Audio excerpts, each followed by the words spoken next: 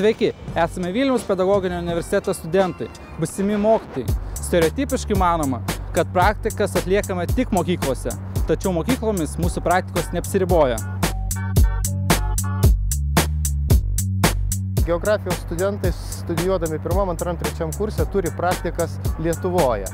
Dirvožemių, geomorfologijos, klimatologijos, biogeografijos ir kitas. Na, jie susipažįsta su Lietuvos aplinka, tyrinėja tuos komponentus čia. Ir mes visą tai bandom padaryti kažkur toli nuo Lietuvos.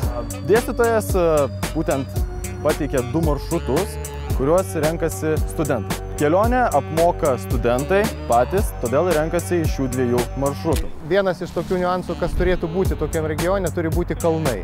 Kad pamatytume, kaip atrodo ne lygumos, o kalnai.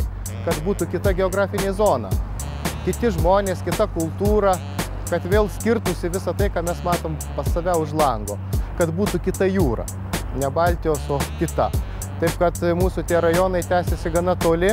Pačios tokios įsimintiniausios akimirkos tolimosios praktikos metu būtent buvo kopimas į aukštųjų Tatrų viršūnę, būtent Risum. Taigi tai buvo pakankamai įsimintina, ir naudinga, nes dėstytojas, būtent kopiant į kalną, vėlgi priminė teorinės žinias, kurias vaizdžiai pastebėjome, pamatėme būtent praktikos metu kopiant į patį kalną. Kadangi jau nesenai atlikome pedagoginę praktiką, tai turėjau labai puikią galimybę savo žinias pritaikyti per pamokas.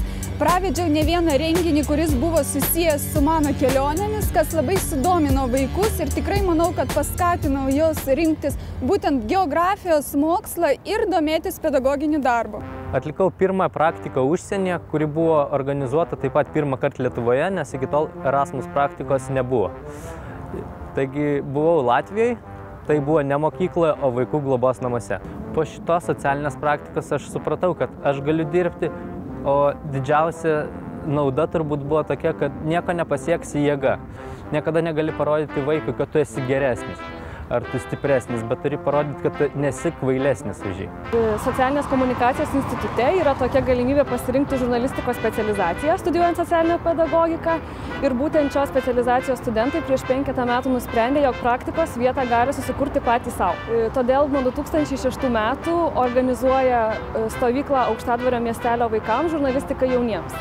Toje stovykloje studentai supažindina vaikus su žurnalistikos žanrais, su žurnalistikos subtilybėmis, kartu su jais kaupia įvairią medžiagą, tai yra įvairūs interviu, fotoreportažus daro, rašo žurnalistinius rašinius ir galų gale išleidžia Aukštadvario miestelio jaunųjų žurnalistų laikraštį Nežiopsok rašyk. Praktika mokykloje lituanistams – tai svarbiausias išbandymas kaip būsimiems mokytojams. Didžioji dalis studentų renkasi praktikas Lietuvos mokyklose, tačiau mėgstantys iššūkius mieliau praktikuojasi užsienio mokyklose. Lituanistikos fakulteto studentai nusprendė išbandyti savo jėgas Vokietijoje, Vasario 16 gimnazijoje. Išbandė ir laimėjo. 2 savaitės 3 vaikinai ir 1 mergina skleidė lietuvybę ir sėmėsi neišdildomų įspūdžių kitoje švietimo sistemoje. Pedagoginė praktika, džiaugsmas, atgaiva ir patirtis. Mūsų universitetas kartu su Minsko Maksimo Tanka pedagoginiu universitetu turi pasirašę sutartį. Mūsų filologijos fakultetas yra įkūręs lituanistikos katedrą Minske ir todėl iš Minsko studentai, kurie domisi lietuvių kalba, atvyksta pas mus. Tinkamai ir rusų filologijos studentai važiuoja susipažinti su baltarusių kultūra, paklausyti paskaitų rusų kalba, susipažinti su studentišku gyvenimu. Istorijos fakultete studijuojantis istorijos, taikomosios istorijos ir katalikų tikybos studentai beveik visas atostogas praleidžia mokslinėse praktikose.